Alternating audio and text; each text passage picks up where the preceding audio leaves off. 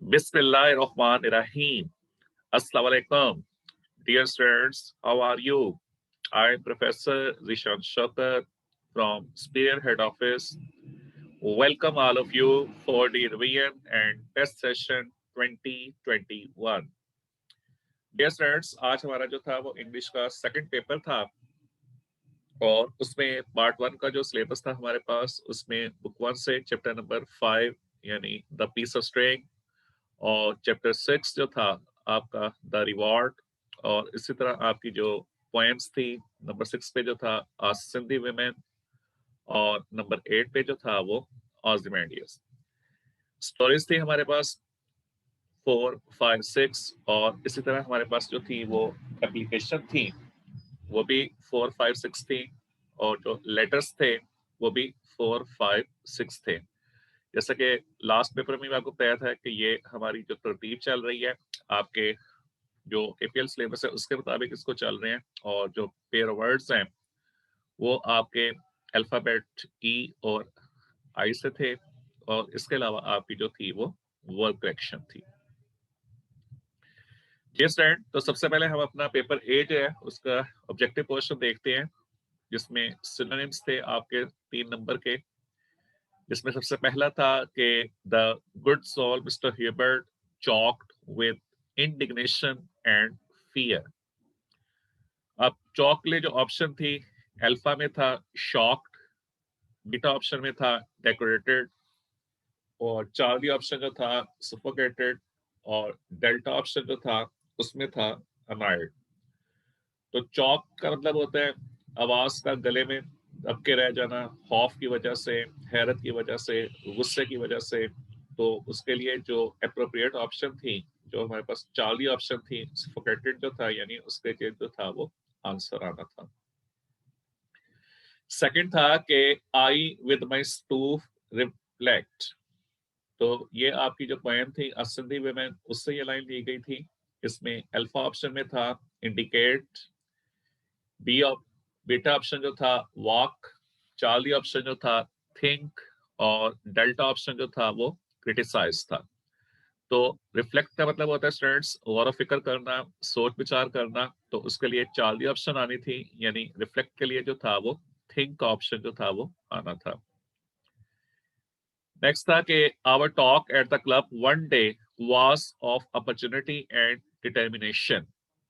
तो डिटर्मिनेशन के लिए जो ऑप्शंस थी आपके पास अल्फा ऑप्शन में था डेस्टिनेशन, बीटा ऑप्शन में था फर्म बिलीफ, चार्ली ऑप्शन में था चार और डेल्टा ऑप्शन में था ऑनेस्टी। तो आपको पता है कि डिटर्मिनेशन का मतलब होता है पुख्ता अज़म, पक्का इरादा।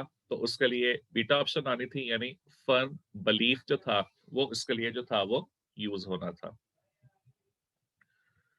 उसके बाद एमसीक्यूज फॉर्म के अंदर था the members of the royal house were sitting along a raised.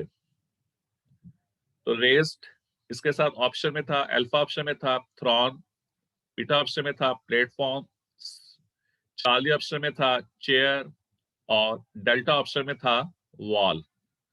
तो उसके लिए जो आंसर था आपके पास वो प्लेटफॉर्म का आना था। इसी तरह नेक्स्ट जो था आपका वर्ब करेक्शन का था कि work hard लेस्ट you blank. A option में था मे फेल, उसके बाद बीटा ऑप्शन में था may not fail, Charlie option में था शुड फेल और डेल्टा ऑप्शन में था शुड नॉट फेल कि मेहनत करें तो बात कहीं फेल ना हो जाए।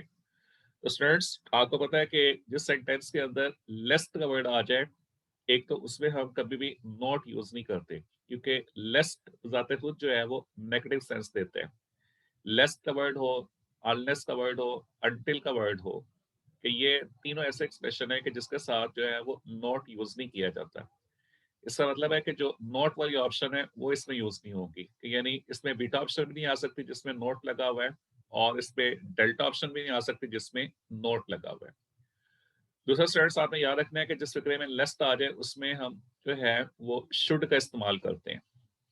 लेस्ट वाले फिक्रे में जो शुड का जो है वो यूज किया जाता है।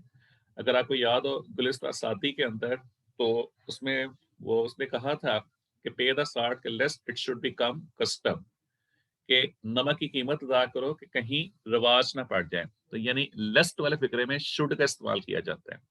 तो इसमें जो आपके पास करेक्ट ऑप्शन थी वो चार्ली ऑप्शन थी कि यानी एक तो उसमें नॉट यूज नहीं होना था और दूसरा उसमें शुड का इस्तेमाल आना था। तो इसमें चार्ली ऑप्शन आनी थी कि work hard lest you should fail, कि मेहनत करो वो बाधा कहीं फेल ना हो जाओ। तो याद रखिएगा कि लेस्ट वाले सेंटेंस के अंदर नॉट नहीं आता और दूसरा उसमें हम शुड का जो है वो इस्तेमाल करते हैं। तो ये आपका जो था वो ऑब्जेक्टिव पोर्शन था। उसके बाद सब्जेक्टिव पोर्शन था, उसमें 5 क्वेश्चन थे, आपने 3 अटेम्प्ट करने थे। पहला क्वेश्चन था कि what was the view point of the parents of the gorgeous. Second था कि what are the qualities of the Sindhi women. Third one था कि why did George give the pocket book to his employer. Next था कि what picture of the Karachi slums do you get after reading the poem a Sindhi women. और last में आपके पास question था कि what is the lesson that the story the reward teachers. तो ये आपके जो थे वो क्वेश्चंस थे, 5 क्वेश्चंस थे, जिसमें से आपने 3 क्वेश्चन जो थे वो अटेम्प्ट करने थे। जैसा कि लास्ट पेपर में भी आप क्लियर किया था स्टूडेंट्स के क्वेश्चन अटेम्प्ट करते हुए 2 से 3 बातों का खास ख्याल रखें। सबसे पहले ये कि आपने सबसे पहले आइडेंटिफाई करना होता है कि ये किस टेंस में जो है वो क्वेश्चन किया गया है। पास्ट टेंस में है, प्रेजेंट टेंस में है, फ्यूचर टेंस में अंदर। यानी सबसे पहले आपने टेंस को आइडेंटिफाई करना है। उसके बाद आपने देखना होता है कि क्वेश्चन की नेचर क्या है, एग्जामिनर आपसे क्या पूछ रहे हैं। तो उसके बाद आपने जो है वो अपना आंसर जो है वो स्टार्ट करना होता है। इस तरह स्टूडेंट्स आपके पास जो थे वो पेयर वर्ड्स थे, जिसमें था एनवेलप, उसके बाद जो था फर्दर, फार्दर, जेंटल के साथ जो था वो जेंटील था, हेयर के साथ हेयर का जो था वो एक्सप्रेशन था। और उसके बाद आपके पास जो थी वो मॉरल स्टोरी थी कि friend in need is a friend in deed. तो आपको पता है कि इसके अंदर वो बियर वाले और 2 फ्रेंड्स वाली जो है वो स्टोरी इसके अंदर आनी थी। हाँ जी, उसके बाद जो था कि explain the following lines with reference to the context, कि nothing beside remains round the decay of that colossal wreck, boundless and bare, the lone and level sands stretch far away। तो आपको बताया कि ये स्टेंजा जो है आपकी point number 8 जो थी आर्किमिडीज से लिया गया था। आपको बताया था कि आपने किस तरह रेफरेंस लगाना है कि these lines have been taken from the poem Ozymandias written by P.B. Shelley। तो आपको बताया था कि पोएम का नाम और पोएट का नाम अगर आप बिल्कुल एक्यूरेट लिखते हैं, कोई ग्रामेटिकल मिस्टेक नहीं करते हैं, उसमें कोई स्पेलिंग मिस्टेक नहीं करते हैं, तो आपको 2 नंबर जो है वो रेफरेंस के पूरे मिलते हैं। कॉन्टेक्स्ट में आपने मेन आइडिया बताना है कि this is an ironic poem. The poet says कि all feelings of the superiority and the supremacy in man are nothing more than an illusion and self-deception. The poet also tells us that everything in this world is prone to destruction. कि दुनिया में हर चीज जो है उसको फना है। Nothing is everlasting and permanent in this world. कि दुनिया में कोई चीज भी परमानेंट नहीं है, everlasting नहीं है, except Allah Almighty. To him, even the mightiest and the greatest men die. हत्ता के जो दुनिया में अजीम लोग आए हैं वो भी मर जाते हैं, and after their death their monuments to perish soon। उसके बाद एक्सप्लेनेशन है स्टूडेंट्स। इसमें जैसे मैंने लास्ट टाइम आपको आइडिया दिया था कि ये जो लाइंस लिखी हुई हैं ये आप किसी भी स्टेंजा के ऊपर पहले लगा सकते हैं कि these lines are reflected at the thought provoking। These lines have many layers of the meanings. The surface meaning is simple and easy to understand. However, the hidden meaning is somewhat complex and not easy to discern for a common reader। तो ये students जो था आपका ए paper था जो आपको आया हुआ था एग्जाम के लिए। अब हम अपना जो नेक्स्ट पेपर बी पेपर जो है उसको डिस्कस करते हैं। उसमें भी वही सेम सिलेबस था कि यानी चैप्टर 5 और 6 था। पोएम्स आपकी 6 और 8 थी, स्टोरीज आपकी 4, 5, 6 थी, एप्लीकेशंस भी आपकी 4, 5, 6 थी, और लेटर्स जो थे वो भी आपके 4, 5, 6 थे। इसी तरह आपके पेयर वर्ड्स थे ई अल्फाबेट से आई तक, और वर्ब करेक्शन थी। तो ये हमारा जो है बी पेपर है। इसका जो ऑब्जेक्टिव पोर्शन था, it was engraved on his tombstone years after his death. तो एनग्रेव्ड के लिए जो ऑप्शन थी, अल्फा ऑप्शन में इंस्क्राइब्ड था, बीटा ऑप्शन में डग था, चार्ली ऑप्शन में पेस्टेड था, और डेल्टा ऑप्शन में जो था वो रिटन था। तो एनग्रेव्ड कोई चीज उभरी होना, नकारी की गई होना, तो उसके लिए अल्फा ऑप्शन आनी थी, यानी इंस्क्राइब का वर्ड यूज हो रहा था। सेकंड था the traveller was from antique lands, तो आपको पता है एंटीक ओल्ड को बोलते हैं, एंशियंट कोई कदीम, तो उसमें अल्फा ऑप्शन में एंशियंट था, बीटा ऑप्शन में एफिशिएंट था, चार्ली ऑप्शन में प्रूडेंट था, और डेल्टा ऑप्शन में एलियन था।